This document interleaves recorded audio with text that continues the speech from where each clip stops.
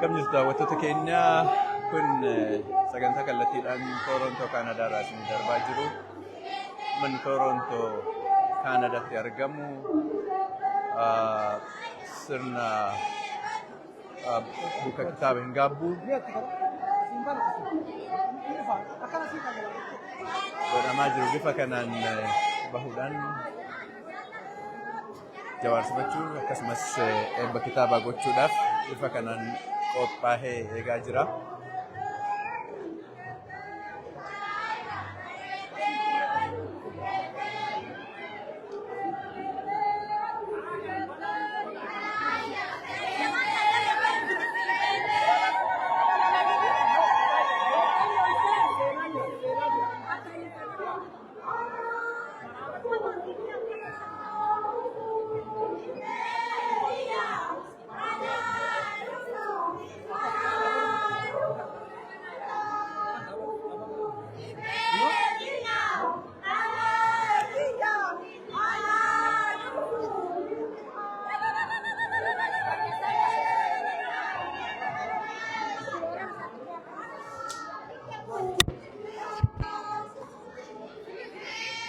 Egaa daawwattoota keenya kan argamnu Kaanadaa Torontootti manni Kaanadaa Torontoo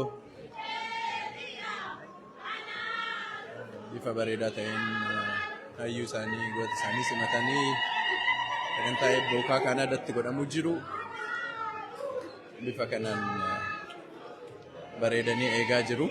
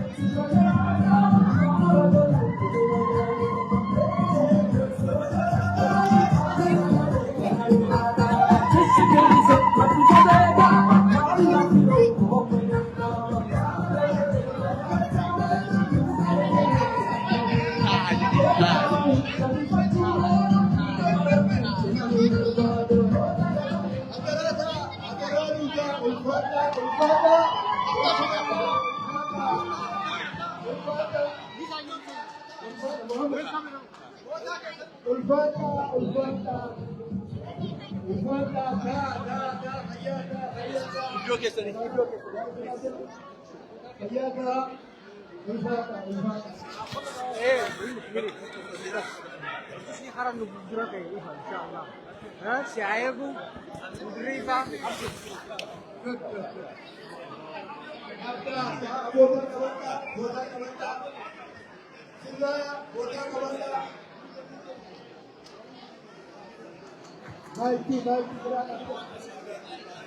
Halo.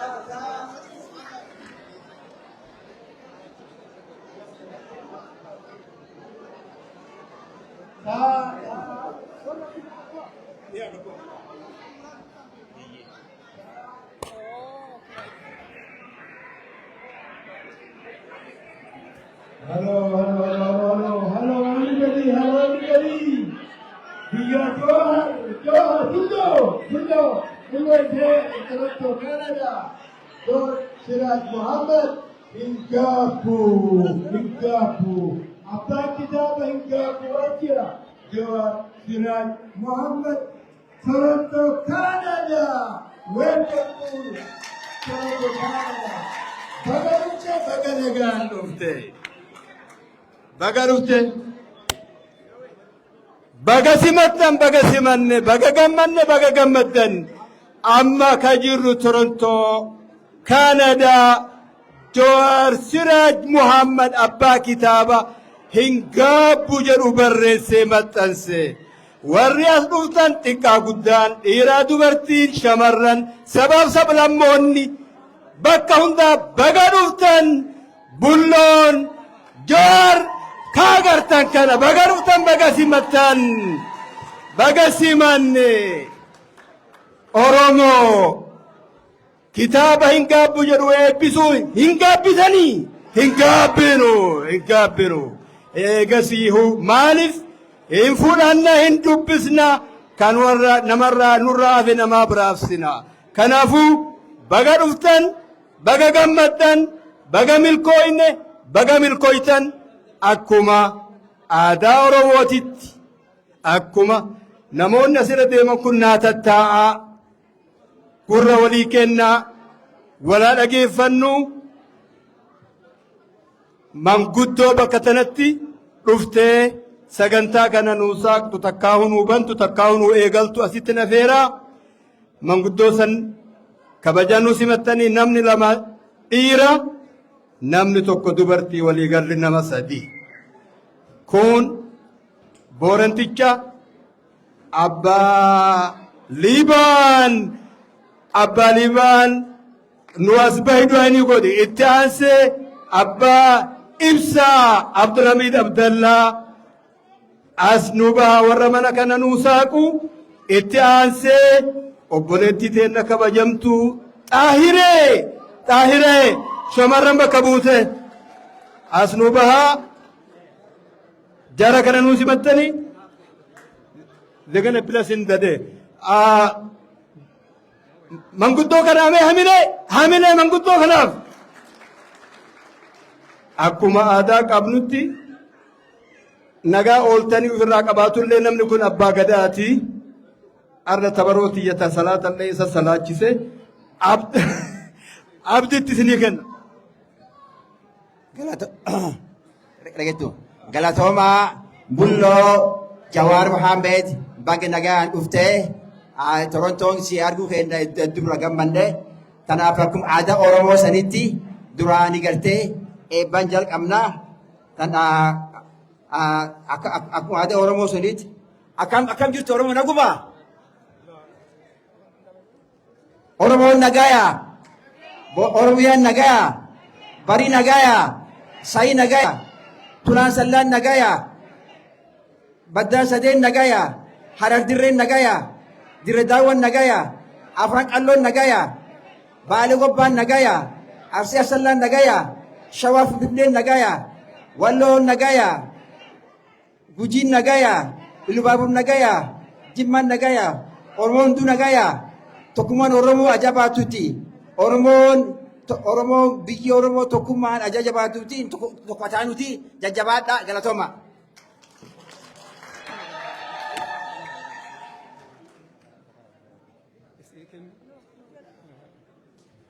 السلام عليكم ورحمة الله وبركاته. بقى ولدت دفنة بقى ولدت دابنة قيا قمتشو ربي ولدت نوها أبو سنين جاء قمتشون تينا قمتشو أمة أورمو هاتاتو قمتشون تينا قمتشو بلسما هاتاتو ورا ولدت دفوكا والدقا يوكا ولياد ربي نوها قولو نما والجلد مكحيو إساكا بجو ربي نوها قولو حيوتا تينا تقدام ففجعات ربي توكو هاقودو ربي ولدت هاديبسو رب نما يادا والججيرة هاقودو نما يادا والجلا غرغرتو متي نما يادا ولدت غرغرو والجلا دك ربي نو هاقودو توكمان تينا جباتو نغايان دفتني كرا نغايا دفتني ربي كرا نغايا اسن الله هاقلچو اسن الله ور غرتي قودا رافود اتنكنا قودا كنا ربي كي ور قودا ملكي منتي دي ربي سن هاقودو galatooma isinin jaa isinitti dheeressu warra gartee taaftillee rabbitti haa guutu rabbi warra gammachuu walitti deebi'u nu haa godhu isinin jaa.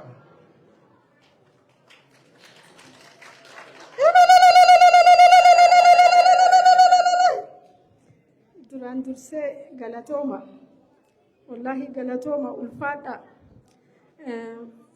jawwee waan jedhu bakka geettetti ati odaa ta'i.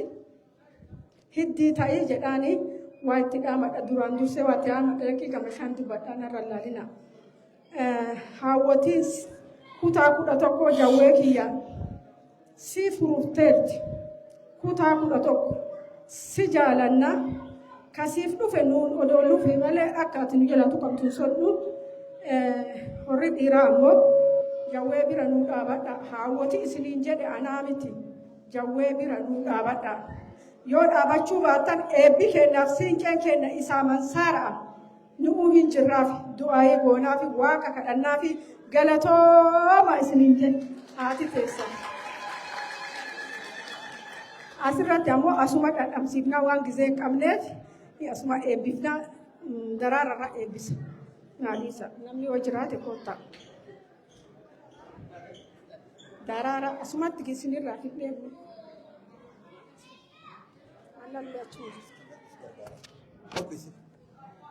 Ada Oromo's culture, they're gonna make sure it's safe.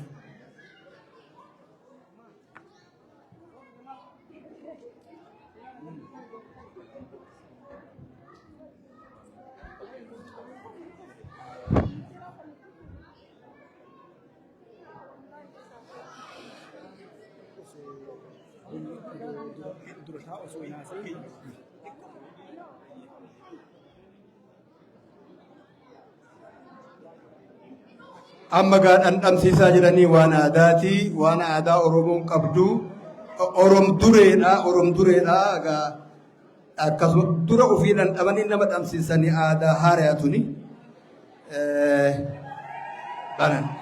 bareeda shamarran hedduu humni isaanii cimaadha maasha Allah kasifaa isin haa godhu maasha Allah bismillah. Kuni aanani bachoo guu nyaatan aanan itti galliqimsan nama hudhawoo kan kanaaf akkas ta'e ammaaf waan hafe anumaa fi isintu gartee raawwachuuf ta'a waan amma boodaaf ulfaadhu hayyee fixatteeti. Naasimadhaa adde Xaahiree naasimadhaa bareeda. Sagantaan keenya hedduu dadhabbiidhaan deemaa jirra.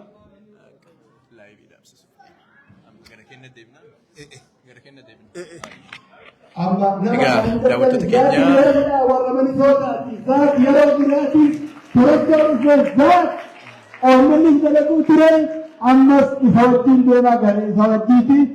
Muhammad Abdosh Asjira, Muhammad Abdosh yang kita Muhammad Abdosh. egaa daawwattoota keenya sagantaan Torontootti deemaa jiru dhumatti fufee jira. Sagantaa kallattiidhaan dabarsaa jirru kana yeroo muraasa booda kallattii kutaa lammaffaatiin walitti deebina. Kan kutaa tokkoffaa kanumaan xumurraa kutaa lammaffaadhaan daqiiqaa muraasa booda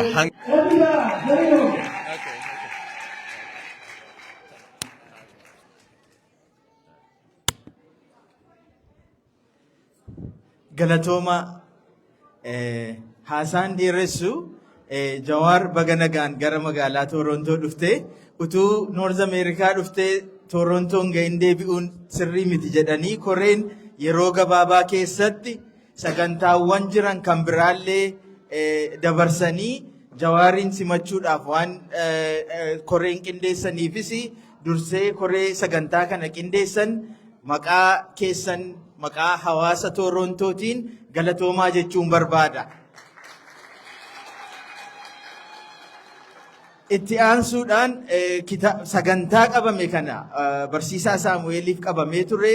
Isaan Jawaar utuu hawaasa Torontoon dubbisin deebi'uun qabu jedhanii sagantaa isaanii yeroo kan biraatti ani asin jira Jawaariin deemaa kanaaf sagantaan kan isaa dursu jedhanii fi isaaniinis galatoomaa jechuun barbaada. Egaa Torontoon biyya qabsaa'ota gameessaati. Qabsoo Oromoo keessatti namooti qooda guddaa taphatan Torontoodha ba'anii. Kanaaf Torontoon carraa kana argachuutti baay'ee gammannaa. Egaa nunis galatoomi jennaanii itti aansuudhaan waa'ee kitaaba kanaallee baay'ee dubbachuun hin barbaachisu. Baay'een keessan beektu. Kitaabi kun meemoorii Jawaar qofaa miti. Seenaa qeerrooti. Seenaa qeerroo immoo yennan isinitti hime isa awwaaletti maal gochuudha jedhani mitire. Kanaaf egaa waa'ee kitaaba kanaa akkuma beektan godha. Irrattaa hirmaannu warra Torontootiin akkas godhaa jechuun egaa intalli sadaa haadha gorsitu ta'a. Kanaaf isinimtuu akka beektan godha. Sheek Huseen sagantaa sana nuu geggeessu.